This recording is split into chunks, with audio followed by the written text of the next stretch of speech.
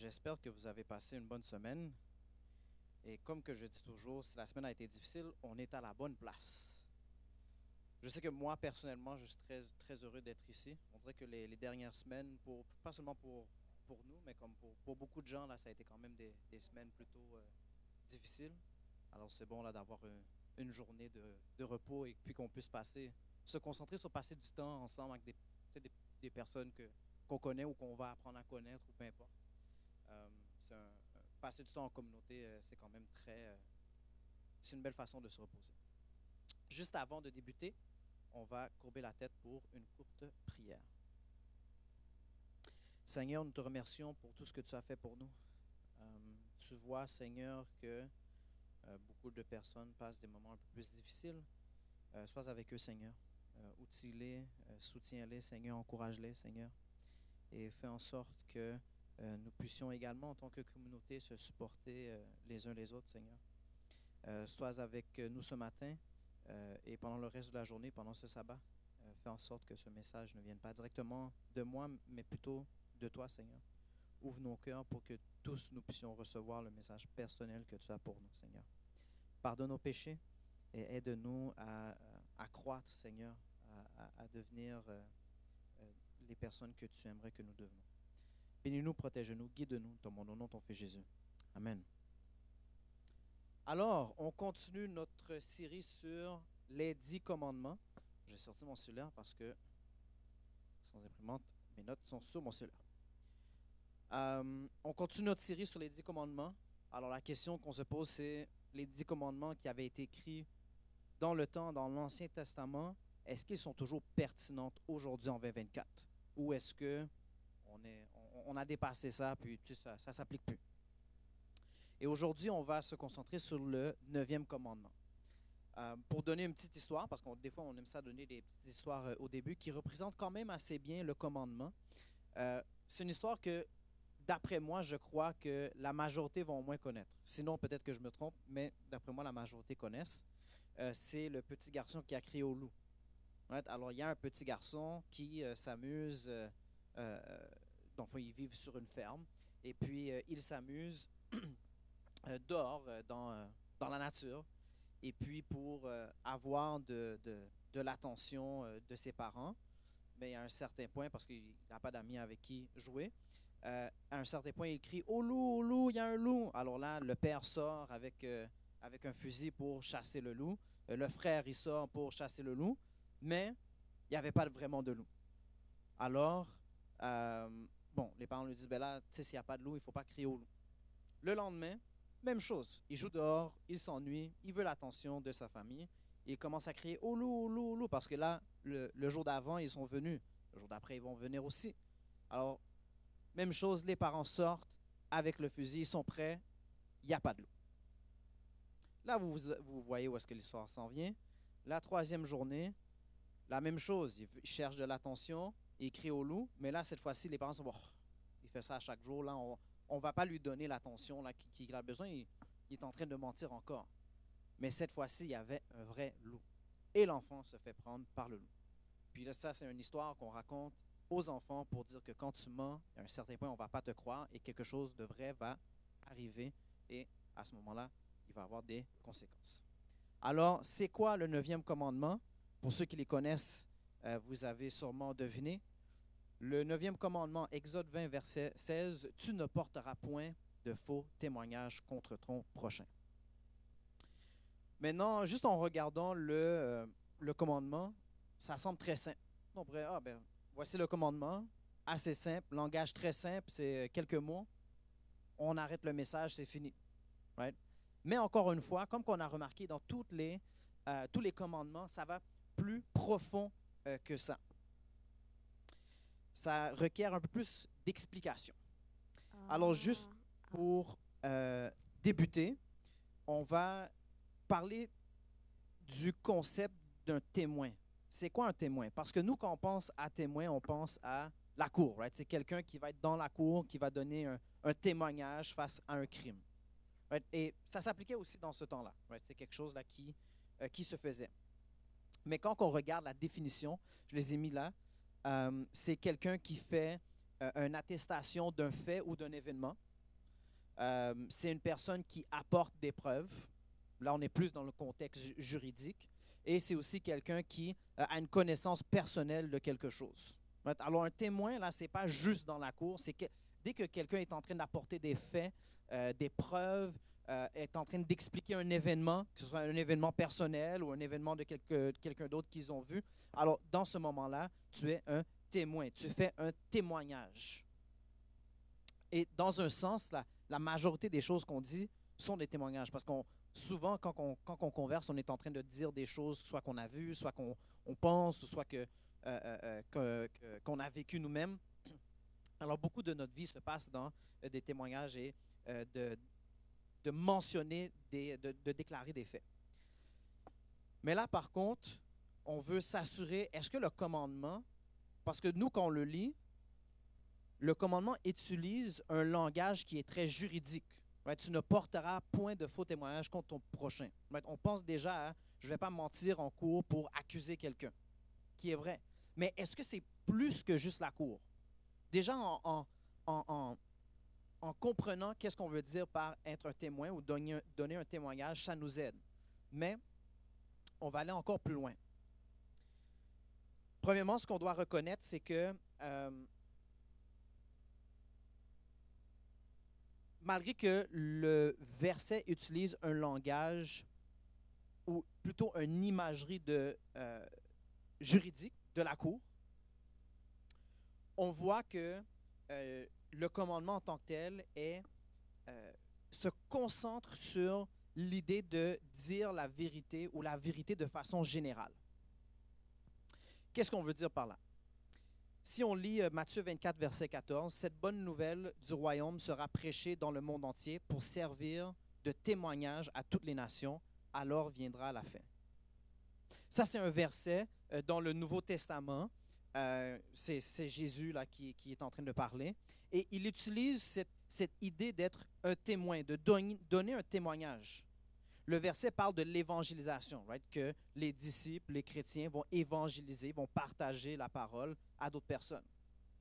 Alors, c'est un exemple qu'on donne, qui est utilisé dans le temps ancien, dans le temps de Jésus et avant, que être un témoin et donner un témoignage, c'est plus que le contexte de la cour. Right? C'est une expression. Nous, on l'a un peu perdu, cette expression-là, mais c'est une expression qui est utilisée, puis ce n'est pas juste dans le monde hébreu, ça existait quand même partout dans le monde.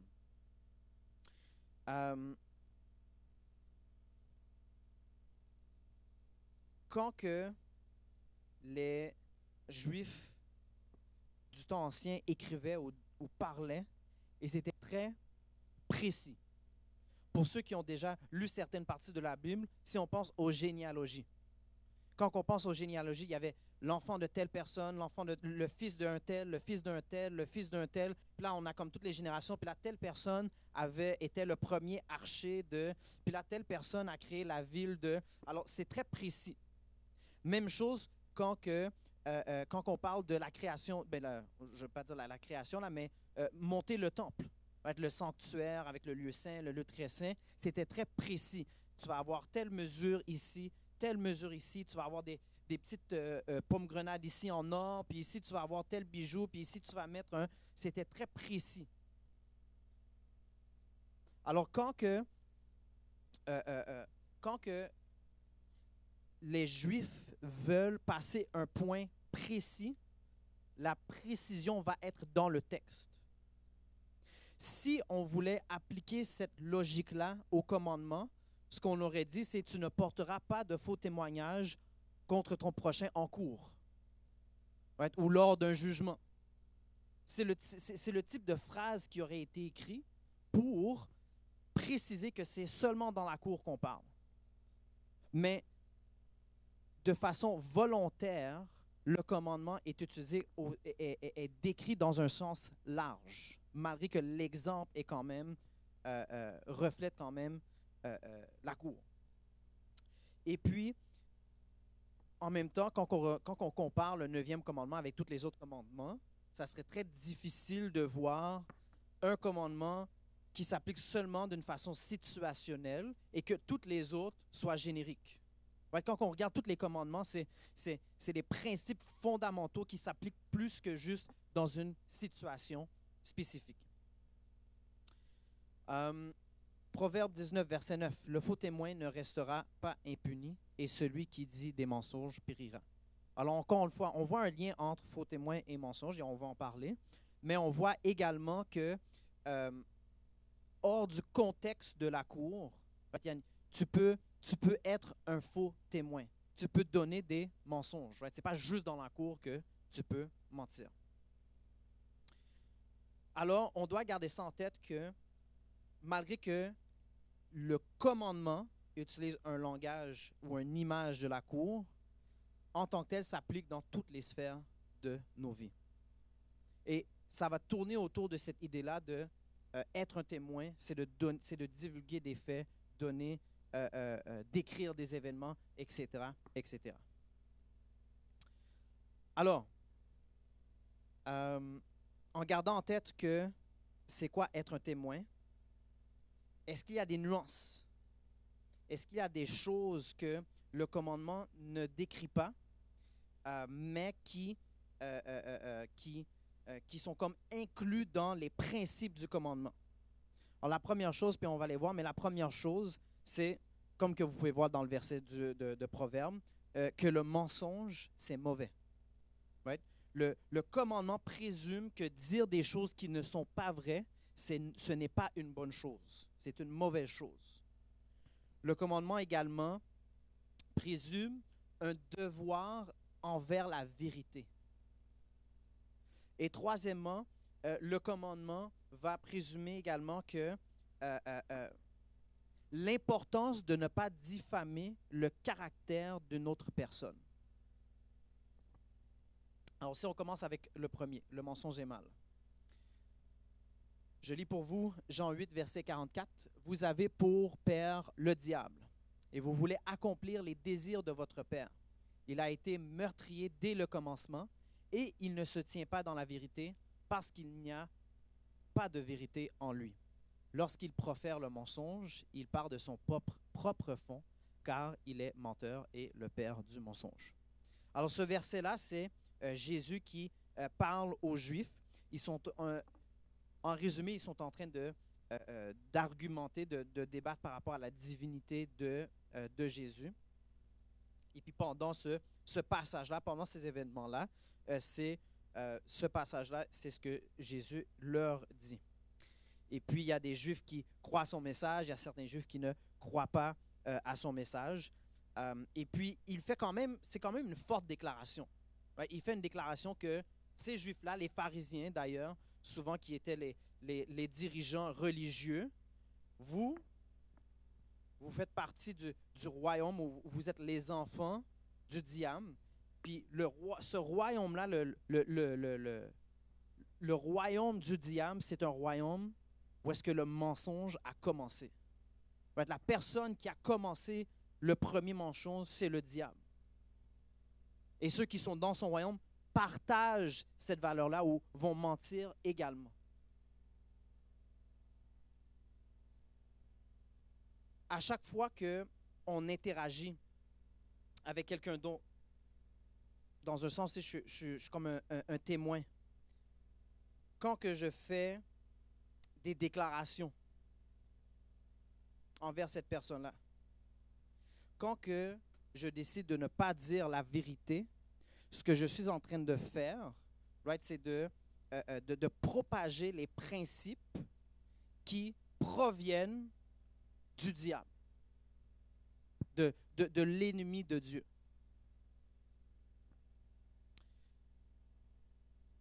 Et ça nous amène aussi, on a déjà entendu ça, en anglais c'est white lies, les mensonges blancs. Ça, c'est une vraie question là, qu'on devrait se poser. Est-ce que ça existe? Est-ce que c'est une bonne chose? Parce que si le père du mensonge, c'est le diable, est-ce qu'on peut vraiment justifier de dire « Ah, ben ce mensonge-là, je peux le faire parce que, bon, ça ne va pas blesser quelqu'un ou peu importe. » Et quand on va parler aussi de vérité, on va avoir un peu la distinction entre Dieu et le diable. j'aimerais ça aussi juste faire une certaine mention par rapport au mensonge. Parce qu'il faut quand même faire attention. Il y a une différence entre mentir et avoir tort. Right? Le mensonge présume que j'essaie de décevoir quelqu'un. Soit que je ne donne pas toute l'information ou je dévie l'information, mais il y a une intention derrière. Tandis qu'avoir tort, ben, ça se peut que moi, admettons, je sais pas, j'ai appris quelque chose à l'école et je l'ai répété, mais c'est l'information que j'avais à ce moment-là. Right, alors, il y a quand même cette distinction-là entre l'intention de décevoir, de tromper, et de donner une mauvaise information, mais que nous ne savions pas que c'était une mauvaise information. Il y a quand même cette distinction-là dans le principe de c'est quoi mentir. Je tiens aussi à mentionner que quand que la Bible, exemple, décrit le diable dans certains passages, right, il va dire que c'est quelqu'un qui va tromper, qui va mentir, qui va essayer de faire croire des mauvaises choses à des bonnes personnes. Alors, c'est pour ça que c'est quand même, la ligne, il faut faire attention avec cette ligne-là parce que même si on pense qu'on fait une bonne chose quand on ment, right, on utilise des stratégies que le diable utilise. Ça, c'est pour le premier point. Deuxièmement, le devoir envers la vérité. Jean 14, verset 6, Jésus leur dit, je suis le chemin, la vérité et la vie. Nul ne vient au Père que par moi. C'est un verset qui est connu par les chrétiens. Alors, la même façon que mentir, tromper, ça fait partie du royaume du Satan, mais la vérité fait partie du royaume de Dieu. Dieu réclame qu'à travers lui, la vérité se trouve avec lui, à travers lui. Et que dans les principes de l'ennemi, c'est le mensonge. Alors, il y a comme cette distinction-là qui se fait.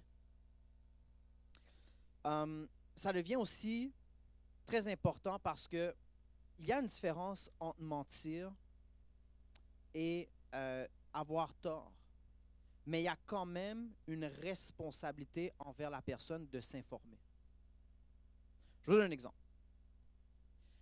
Disons que on est dans une guerre. Et puis, moi, je suis un soldat, je dois être dans armée A. Right? Armée A à général A, armée 2 à général B. Right? Alors, général A dit, moi, j'aimerais ça que vous faites X. Puis là, général B, dans l'autre armée, dit, j'aimerais ça que vous fassiez Y. Moi, en tant que bon soldat, je ne veux pas faire Y. Je ne veux pas faire ce que l'ennemi veut. Moi, je veux faire X. Right? Alors moi, je dois m'assurer que j'ai bien compris c'est quoi X que je dois faire. C'est le même principe.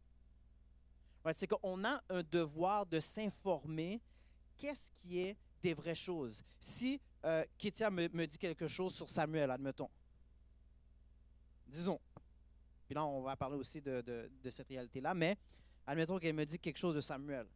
Puis là, moi, après ça, je vais juste le prendre comme ça.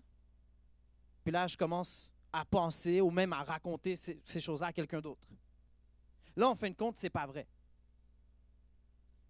Dans un sens, malgré que je ne le savais pas, j'ai quand même participé dans ce principe que je suis en train de... Je porte le faux témoignage avec moi. Et c'est pour ça d'ailleurs que souvent dans les versets, ça va parler en anglais, en français. Souvent le mot c'est porter, bear, right, de tenir, de carry, right, d'avoir sur soi le faux témoignage. Encore une fois, il y a une différence entre l'intention et pas intentionnelle. Mais il y a aussi ce devoir-là de s'informer de la vérité pour s'assurer qu'on n'est pas en train de propager des mensonges. Imaginez que vous étiez en cours, parce que c'est un bel exemple. Ouais.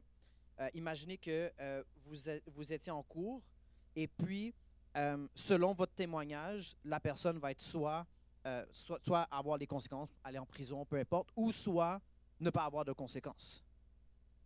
Si vous étiez un témoin en cours, puis la personne est innocente, est-ce que vous voudriez participer au fait que, ah, mais j'ai dit tel faux témoignage, puis après ça, la personne va en cours, mais la personne est innocente? Non. C'est pas ça qu'on voudrait faire, naturellement.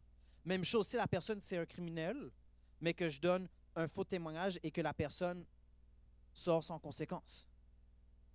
En tant que témoin, ce n'est pas ce qu'on voudrait. Mais si ce n'est pas ce qu'on veut, on doit s'assurer que le témoignage est véridique, est objectif. On veut que l'innocent demeure innocent et puis que le criminel ait les conséquences du crime qu'il a commis.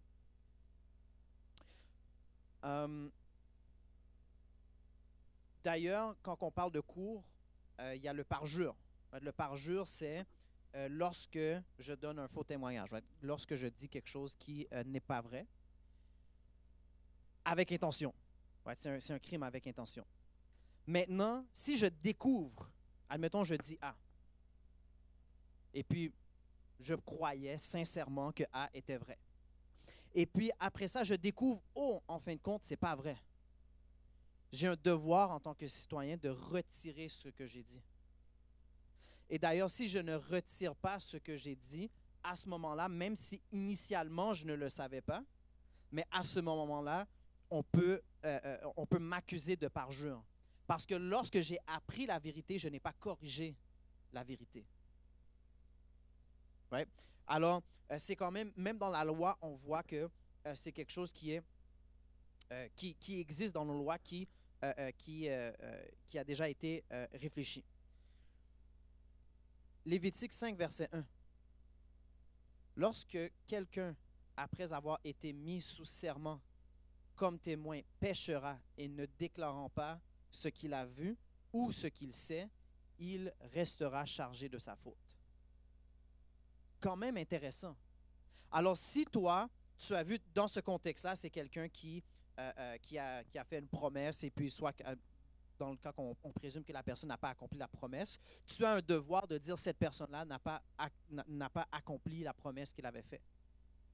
Parce que des fois, on a tendance, surtout dans le monde actuel, de dire « Ah, mais au pire, j'ai pas menti, mais j'ai rien dit. » Ça aussi, c'est une autre façon qu'on peut se dégager. Mais on a un devoir de partager la vérité. Si on est appelé à être témoin, on a un devoir de dire les faits véridiques, alors de ne pas mentir, mais également de ne pas retenir les faits. Et ça devient quand même quelque chose qui est très important parce que retenir la vérité, malgré que je n'ai pas évoqué quelque chose de mauvais, je ne suis pas non plus un bon témoin. Alors, c'est pour ça aussi que on parlait de fruits ce matin, on parlait d'évangélisation, l'importance d'un chrétien de partager la parole. Parce que ce n'est pas assez de juste l'accepter moi-même. Si moi je crois réellement que la parole c'est quelque chose d'important pour le salut, pour ma vie, mais avec ceux qui sont autour de moi, qu'est-ce que je vais faire? Je ne vais pas retenir cette vérité-là, je vais la partager.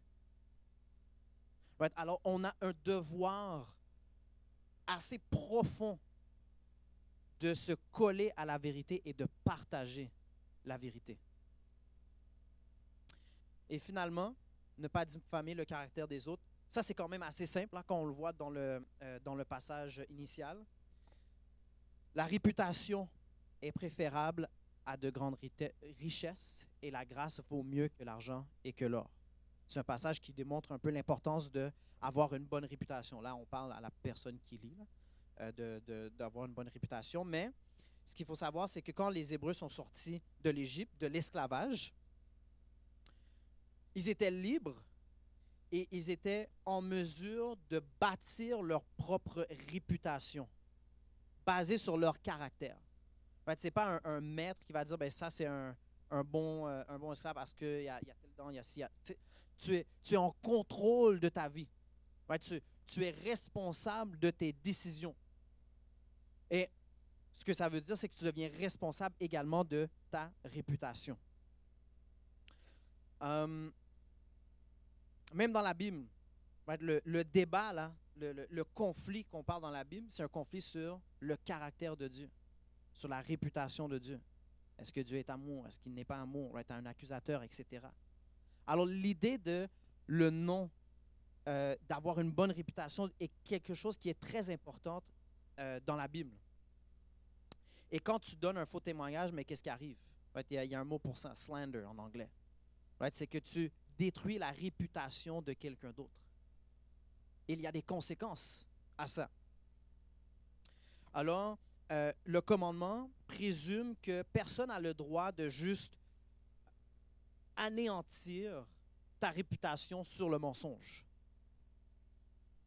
Right? Sans cause, sans preuve. Alors, c'est plus que juste dans la cour, parce que c'est le type de choses que, tantôt j'ai donné l'exemple avec Samuel et Kétia, mais tu vois, c'est des rumeurs. Ouais, je peux détruire la réputation de quelqu'un juste avec des rumeurs. Je n'ai pas besoin d'aller en cours là je peux juste le faire. On le voit dans des communautés, dans des lieux de travail, dans les écoles, right? Surtout au secondaire. Right? C'est comme la place où est-ce que les rumeurs croient. Là. Mais tout ça, c'est des choses qui vont à l'encontre du commandement. Alors pourquoi est-ce que c'est important aujourd'hui? Premièrement, la vérité crée la confiance. C'est pour ça que l'importance de la vérité, pour qu'une société fonctionne bien, on a besoin de la vérité. Quand que tout le monde partage la vérité de façon consciente et inconsciente, ce que ça fait, c'est que ça va créer de la confiance. Right? Quand que j'ai quelqu'un qui est toujours, qui me dit toujours la vérité, je leur fais confiance. Quand que la personne ment, mais je ne sais pas après ça si ce qu'il dit est vrai ou faux. Alors, on perd la confiance. C'est normal.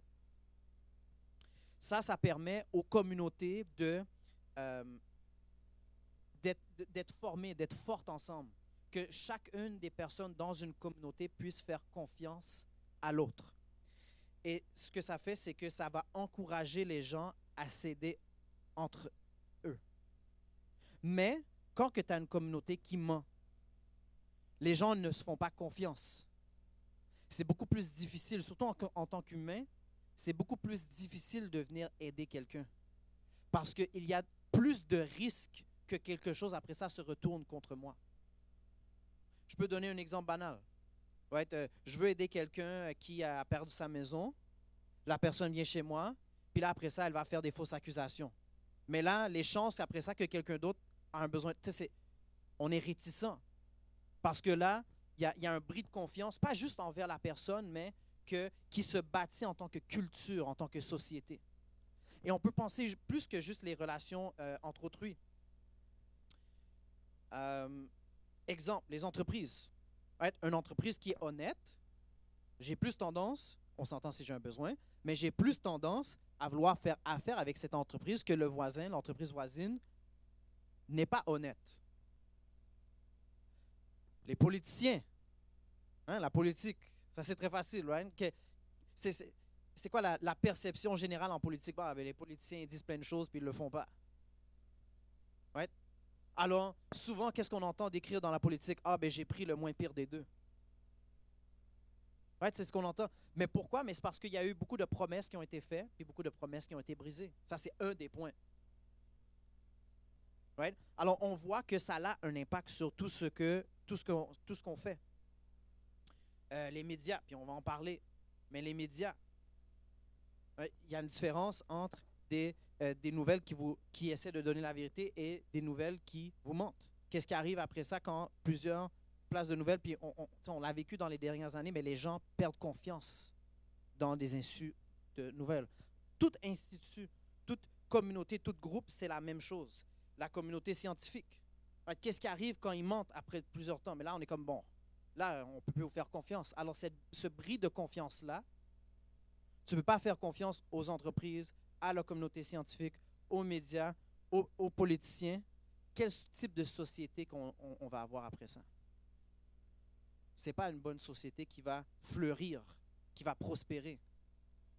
Alors, la vérité va venir amener de la confiance et ça va permettre à une société de prospérer.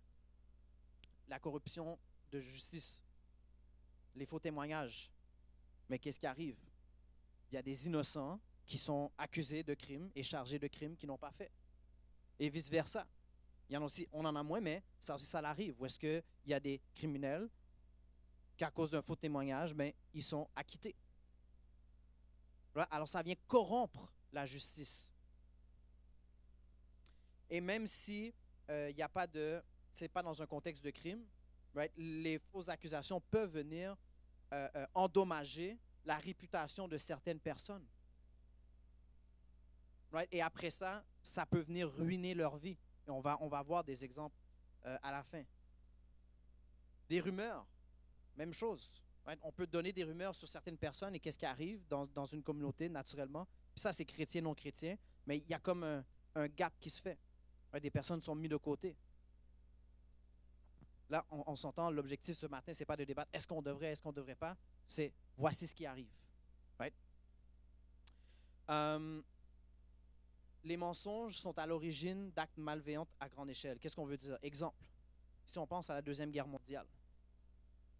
Right? Si tu veux mobiliser un tiers du pays, tu dois donner une assez bonne raison. Alors, qu'est-ce qu'Hitler a fait? Bien, voici, on a un ennemi, on a les Juifs, on a etc., etc. Et ces gens-là ont tous cru à ce mensonge-là pour être en mesure de s'impliquer dans le mouvement. Les gens ne vont pas se lever à chaque matin, dire « Ah, ben ce que je fais, c'est mauvais », puis là, ils vont le faire. C'est une minorité de personnes qui sont en mesure de faire ça. La majorité des personnes croient réellement ce qu'ils font, c'est vrai. Alors, pour que tout acte, l'esclavage, c'est la même chose. Right? Tu dois convaincre à des personnes que telle personne est inférieure à toi. C'est un esclave. Parce que le jour que je vois une personne comme égaux, c'est très difficile de justifier pourquoi est-ce que cette personne-là devrait être mon esclave. Ou vice-versa. Très difficile. Être un bon témoin facilite l'évangélisation. Des fois, on entend ça.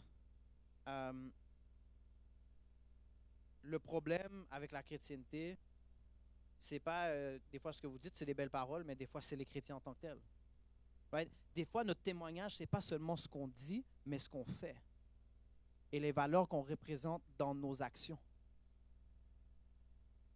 Alors, tout ça, c'est des points qui sont importants. Si nous, en tant que chrétiens, on veut partager la parole, mais on doit s'assurer que notre témoignage est bon, et même en action. D'ailleurs, tout le monde ici, la raison pourquoi vous êtes ici, ou peut-être que vous êtes en ligne, vous regardez en ligne, c'est parce que vous avez entendu un certain témoin qui vous a amené là. Soit que quelqu'un vous a passé une vidéo, soit que quelqu'un vous a invité à l'église, soit que, peu importe. Il y a eu une communication de certaines formes. Vous avez déjà entendu parler de la chrétienté, vous voulez savoir c'est quoi.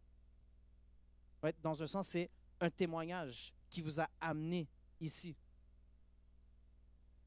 Alors, comment est-ce que la culture essaie de briser le commandement? Premièrement, le mensonge. On l'a déjà entendu, on a parlé des mensonges blancs.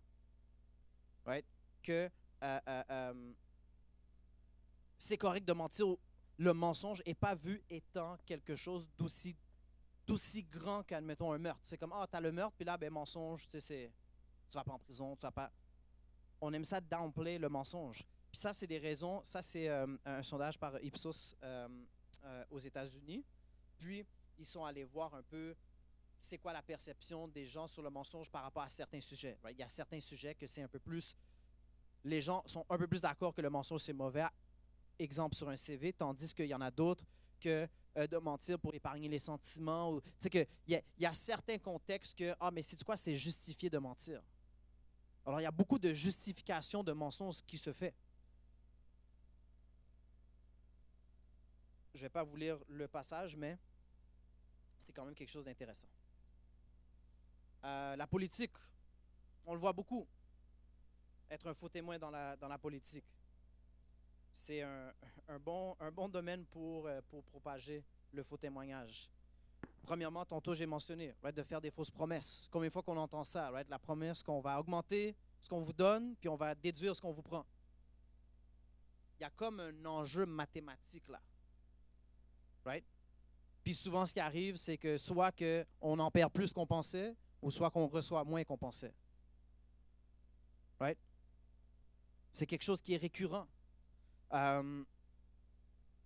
D'ailleurs, c'est aussi un domaine où est-ce que les gens aiment ça, dire ah, mais cette personne-là est telle mauvaise personne. On le voit là. Exemple, on prend aux États-Unis parce que c'est C'est souvent ce qui est connu partout dans le monde. Aux États-Unis, ils ont comme un processus pour choisir la personne du parti, puis après ça, tu as les deux partis qui vont un contre l'autre. Dans les partis, c'est intéressant à voir que quand ils sont en train de choisir le candidat, ils sont tous en train de se battre entre eux. Ah, telle personne a fait telle chose, telle personne a fait telle chose. Puis là, tout d'un coup, quand il y en a un qui est élu, là, ils se rassemblent ensemble, puis là, c'est comme si ils sont meilleurs amis. Right? C'est la culture derrière. C'est, encore une fois, être faux témoignage, parce que c'est très facile de convaincre des personnes en disant, ah, ben, écoute pas telle personne, c'est une mauvaise personne. Right? It's an easy way out. C'est une façon facile de sortir. La politique d'identité. Right? Encore une fois, tu sais, ce qu'on remarque aussi beaucoup, c'est que le mal se propage à travers la vérité. Right? Pour décevoir, pour tromper quelqu'un, je prends 95% de vérité puis j'ajoute un 5% qui n'est pas vrai. Right? Comment est-ce que je vais convaincre quelqu'un à faire la mauvaise chose? Ben, je dois te donner une bonne raison. Right? Je dois le justifier. Right? Alors, on le voit ça beaucoup, partout, dans tous les groupes. À la base de l'identité politique, c'est que on a un groupe de personnes qui sont regroupées ensemble par un certain caractéristique, admettons la couleur, le genre, etc., etc. Right? Et on applique une description qui s'applique à certaines personnes de cette caractéristique-là, à toute la caractéristique. Je vous donne un exemple. Right? Quand quelqu'un dit, quand on applique, admettons, la criminalité à la communauté noire. Right? Les Noirs, c'est des criminels. Ça, c'est un exemple de, je prends, est-ce que tous les Noirs sont criminels? On s'entend, non. Right? Mais qu'est-ce qu'ils font? On prend une description de, puis on l'applique au groupe. Et l'inverse est aussi vrai. Ça, on l'entend beaucoup plus, on l'entend beaucoup actuellement. Right? On prend, admettons, les Blancs. Les Blancs sont racistes. On prend une caractéristique qui s'applique à certains Blancs et on dit, ben, les Blancs sont racistes. Tout ça, c'est une forme de faux témoignage parce que ça retire l'individu du groupe. On applique les caractéristiques à un groupe au lieu de regarder individu par individu. Ça se trouve dans le domaine de la politique. Les médias. La photo à la gauche. Oui, c'est votre gauche. C'est un cas qui était sorti pendant que Trump était président. Et puis, ils ont dit, Trump est en train de mettre des migrants, des personnes qui émigrent dans des cages. Le problème, c'est que la photo venait de 2014, lorsque Obama était président. Right? Mais c'est facile. Et souvent, on entend des choses nouvelles et on le prend comme ça. On l'a vu beaucoup dans COVID. Mais c'est beaucoup plus difficile d'aller après ça chercher la vérité. Et d'ailleurs, quand tu cherches les sources, souvent, tu tombes à un rond-point. Tu tombes à la fin, puis il n'y a rien. En fin de compte, il n'y a pas de source, il n'y a pas une référence à, admettons, c'est quoi l'étude qui a été faite. Ou quand tu vas voir l'étude, ça dit quelque chose d'un peu différent. Right? Alors, de nos jours, les médias sont très biaisés, soit d'un côté, soit de l'autre. Alors ça, encore une fois, mais pourquoi ça devient important, c'est que après ça, lorsque nous, on propage ces choses-là, on est en train de porter un faux témoignage. Alors, on a un devoir de s'informer. Est-ce que les deux personnes disent la même chose? Quand que c'est un qui dit ça, l'autre dit l'autre, ben, il y a peut-être quelque chose dans le milieu, peut-être. Right? J'aime utiliser Trump parce que c'est très facile de trouver des exemples avec Trump. Hein, la façon qu'il communique, là, que tu l'aimes pas, écoute, il va avoir quelque chose à dire. Ouais, très facile.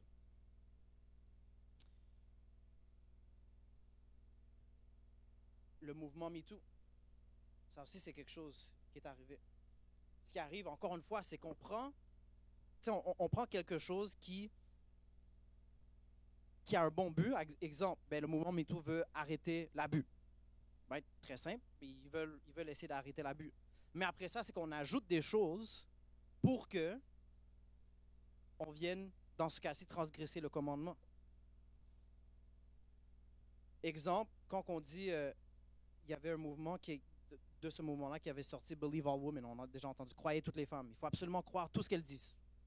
Peu importe ce qu'elles disent. Il ne faut jamais questionner. Ce qui arrive, c'est que dans certaines écoles, universités ou d'autres places même, ça c'est un exemple de Brian Banks. Ça c'est quelqu'un qui a été accusé quand il avait 17 ans. Il avait fait plusieurs années de prison. Et puis, bon, on s'entend, c'est quelqu'un qui avait accusé d'avoir fait des actes d'abus sexuels. Et puis, non seulement ça, c'est que la fille qui avait fait les accusations a aussi réclamé 1,5 million de l'école pour négligence. Après plusieurs années de prison et après avoir embauché aussi un investigateur privé, finalement, ce qui est arrivé, c'est qu'elle a admis qu'elle a menti. Il y a eu un cas aussi en Angleterre, puis là, la personne fait 8 ans de prison. Mais on voit que c'est quelque chose qui augmente de plus en plus. Des gens qui prennent pour avantage la situation qui vient. Et la personne, d'ailleurs, qui a été découverte qu'elle a menti, n'est pas allée en prison, rien. Ouais, la personne n'est pas allée en prison. Puis ça arrive plus qu'on le pense. Pourtant, dans la Bible, Deutéronome 19, versets 18 et 20, les juges feront avec soin des recherches. Le témoin, est-il un faux témoin? A-t-il fait contre son frère une fausse déposition? Alors vous le traiterez comme il avait dessein de traiter son frère. Tu ôteras ainsi le mal du milieu de toi. Les autres entendront et craindront, et l'on ne commettra plus un acte aussi criminel au milieu de toi.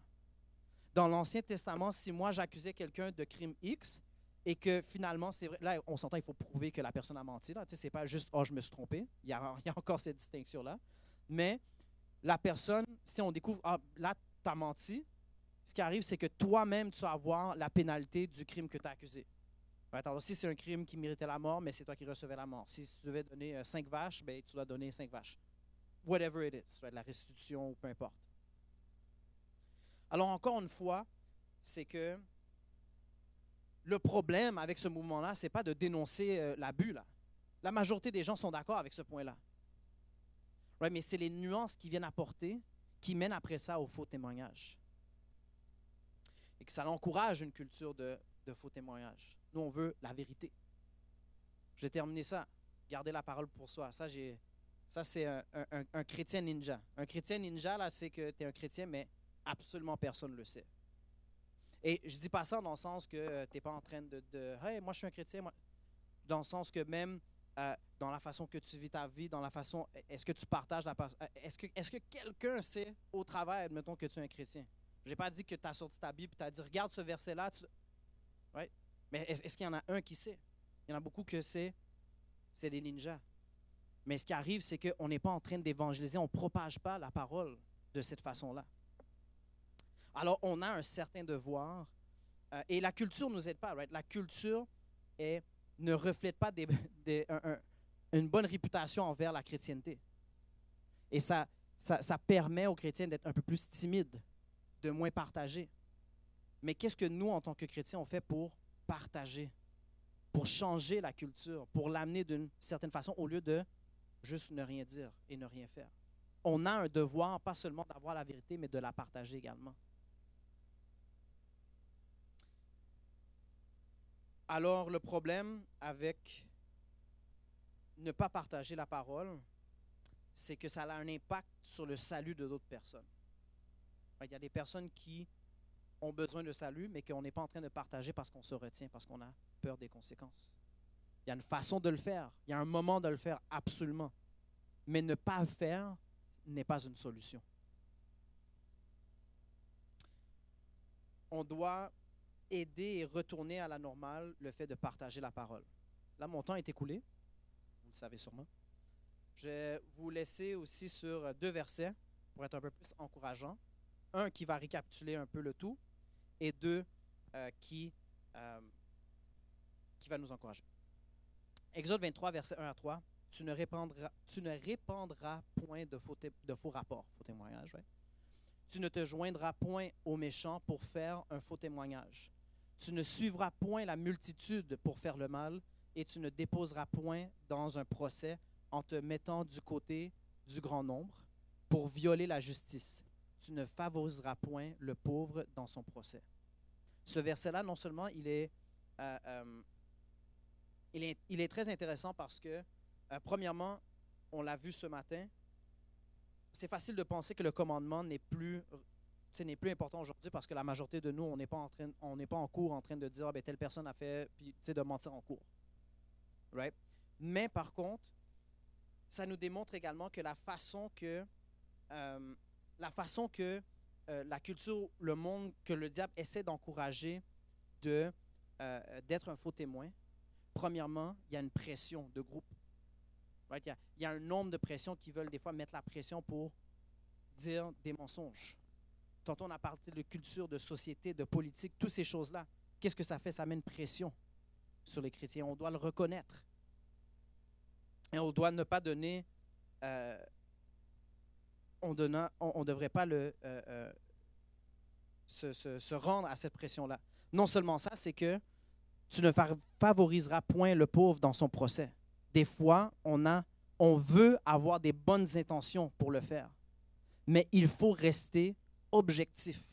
Il faut être non biaisé. On ne peut pas juste dire « Ah, mais cette personne-là, vu qu'elle est pauvre, je vais la favoriser. » Ou « Ah, pour sauver les émotions de quelqu'un, je vais mentir. » Juste parce qu'on a une bonne raison ne justifie pas nécessairement ce qu'on veut faire. Il faut être très attentif à ça. On doit résister à ces pressions-là. Alors, pour finir sur une note positive, Jean 8, versets 31 et 32, il dit aux Juifs qui avaient cru en lui, ça c'est Jésus qui parle, « Si vous demeurez dans ma parole, vous êtes vraiment mes disciples. Vous connaîtrez la vérité et la vérité vous affranchira. » Right?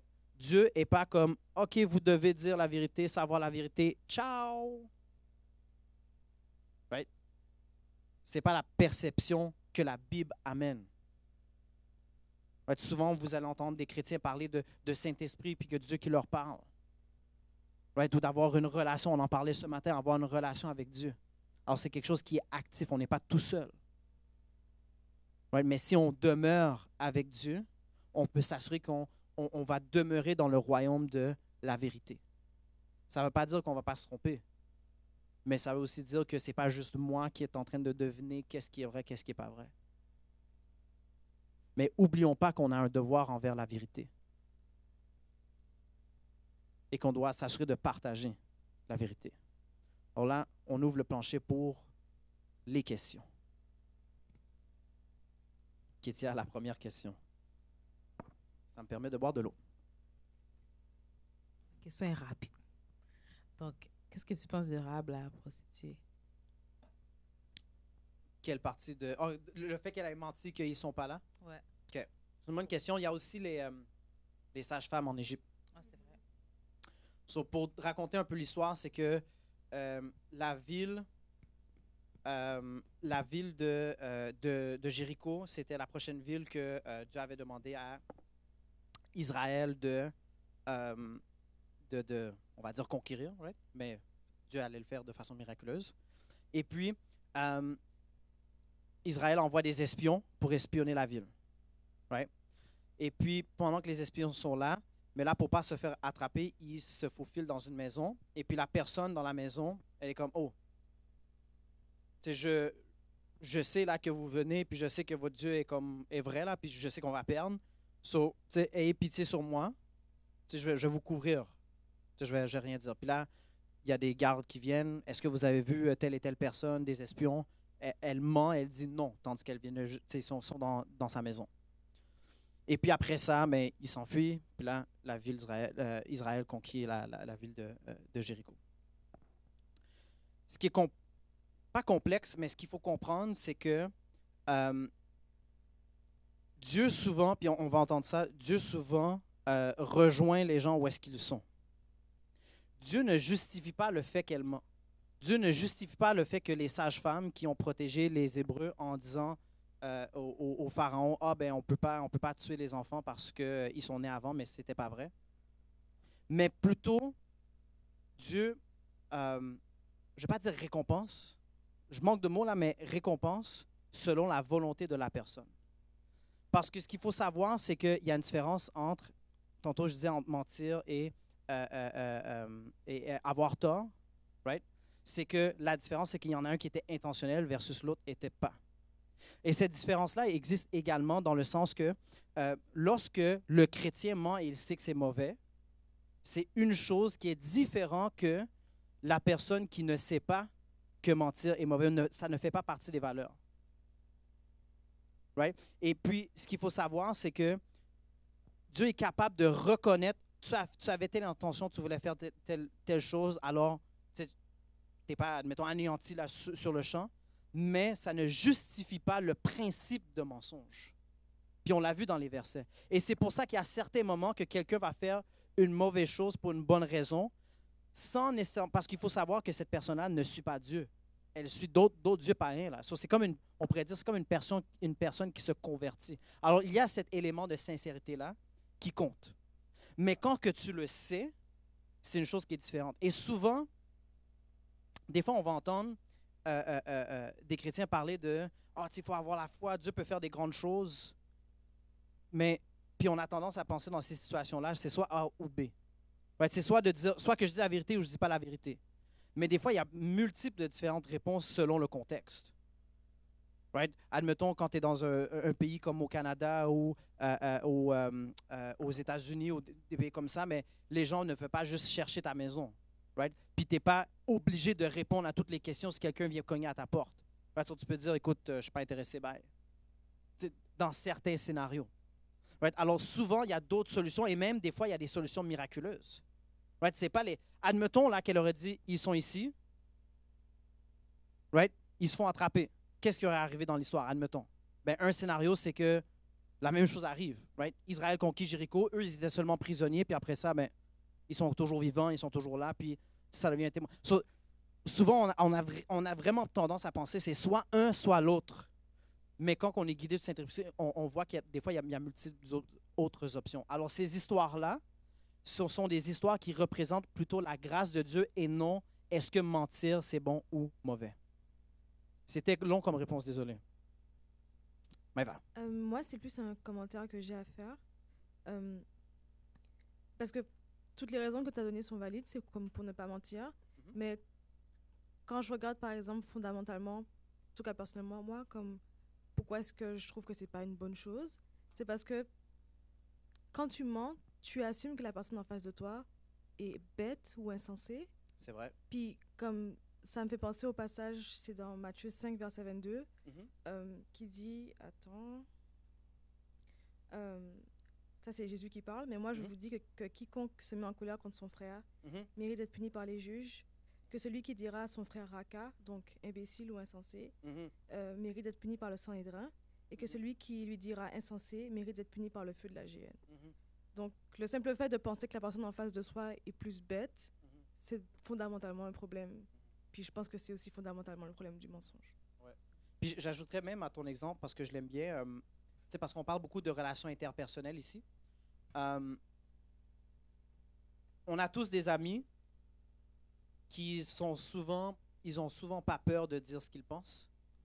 Et souvent, dans certains moments dans nos vies, peut-être qu'on n'a pas tous vécu cette expérience-là, mais souvent, dans certains moments de la vie, on passe peut-être des périodes difficiles et on demande l'avis à la personne, puis ce que la personne a dit, ça l'a peut-être fait mal, mais ça l'a vraiment aidé.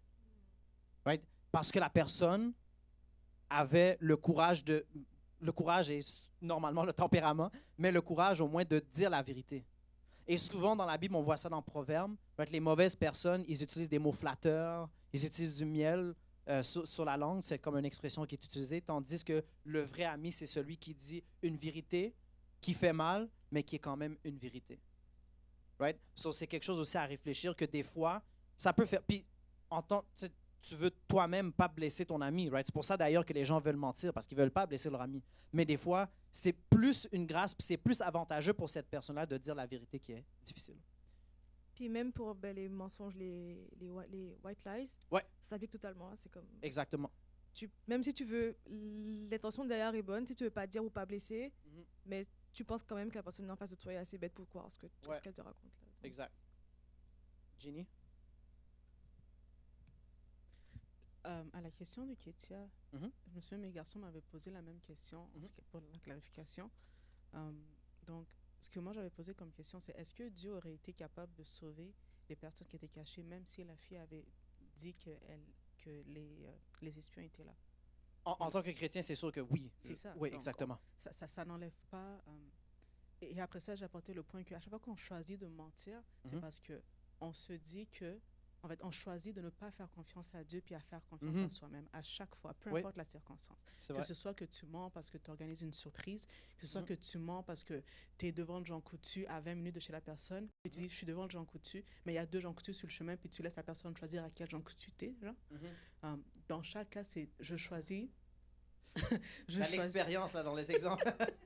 Oui, je choisis de me mettre. Je choisis de répondre, d'avoir mes propres solutions versus me laisser couvrir par Jésus. Tout à fait. Dans toutes les circonstances. Même quand, s'il faut que tu mens pour sauver ta propre vie, puis que tu choisis de dire la vérité, c'est parce que tu te dis, OK, mais il n'y a rien que je peux faire pour moi-même que lui ne peut pas faire. Puis il est toujours. Et ce que moi j'ai remarqué, c'est qu'à chaque fois qu'on choisit de se dire la vérité, il est toujours... Pas seulement dans ces circonstances-là, en tout temps, il est fidèle, mais c'est fou comment est-ce que he proves himself even more. Puis ça devient un témoignage pour tous ceux qui étaient devant toi, puis ils ont dit que tu as eu le courage de dire ça, puis voici, tu n'as pas eu de conséquences, ou bien tes conséquences sont complètement différentes. Ouais. Peut-être qu'on pourra partager des témoignages là tantôt pendant qu'on mange. Je pense qu'il y a des belles histoires. Là, le temps est écoulé, mais je vais juste faire Sam avant, puis dépendamment de la longueur. J'ai bâti une entreprise sur le mensonge. Là, maintenant, l'entreprise, elle vaut beaucoup. Et puis, c'est ça, les gens me font confiance. Donc, est-ce que je devrais dire la vérité, maintenant que j'ai cette conscience que, voilà, est-ce que je devrais essuyer toutes les mensonges que j'ai faites ou je devrais juste continuer avec la vérité? Qu'est-ce que je devrais faire? Est-ce que c'était... Guys, j'ai menti, voici la vérité maintenant. Pendant les 15 dernières années, j'ai menti. Ou je devrais juste, à partir de maintenant, dire la vérité? Mais, OK, je comprends.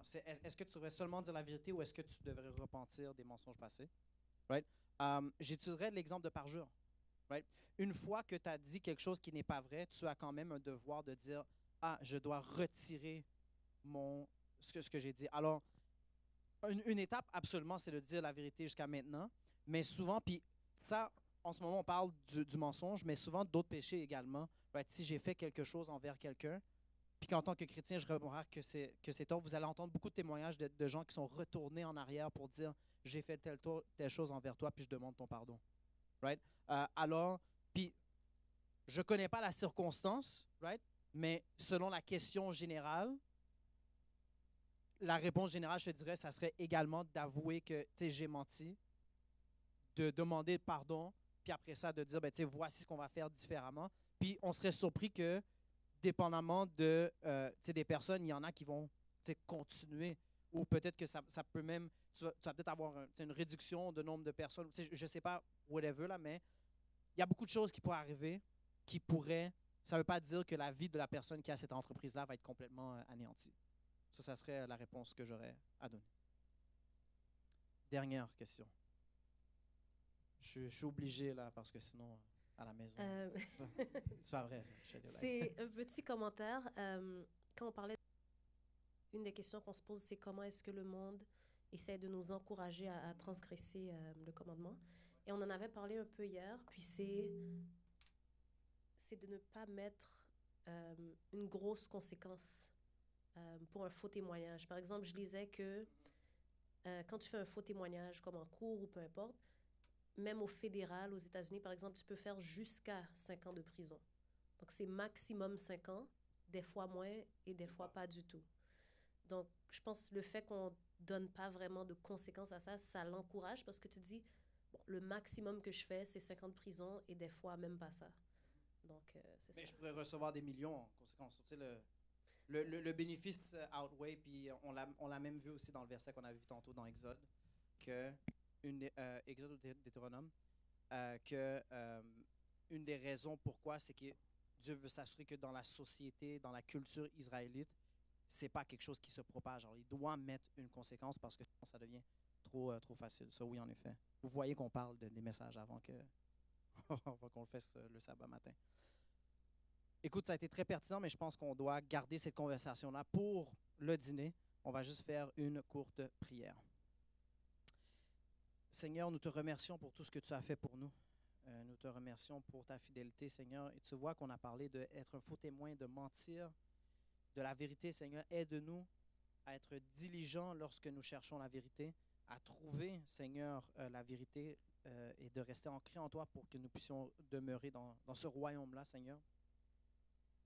Aide-nous, Seigneur, à résister aux tentations de mentir qui est quand même qui peut être très difficile. Il y a beaucoup de pression, Seigneur. Et puis, ça prend du courage, Seigneur, pour dire la vérité. Mais aide-nous, Seigneur, à dire tout ce qui est vrai, Seigneur. Et même si nous avons une foi qui est vacillante ou qu'on n'est pas sûr, on n'est même pas sûr si tu es là, mais Seigneur, donne-nous le courage de le tester, de dire la vérité et de voir ce qui arrive et que ça puisse devenir un témoignage, Seigneur, de notre relation avec toi. Pardonne nos péchés, bénis-nous, protège-nous, guide-nous, sois avec nous pendant le reste du sabbat. Dans mon nom, ton Fils Jésus. Amen. On s'en reparle au dîner.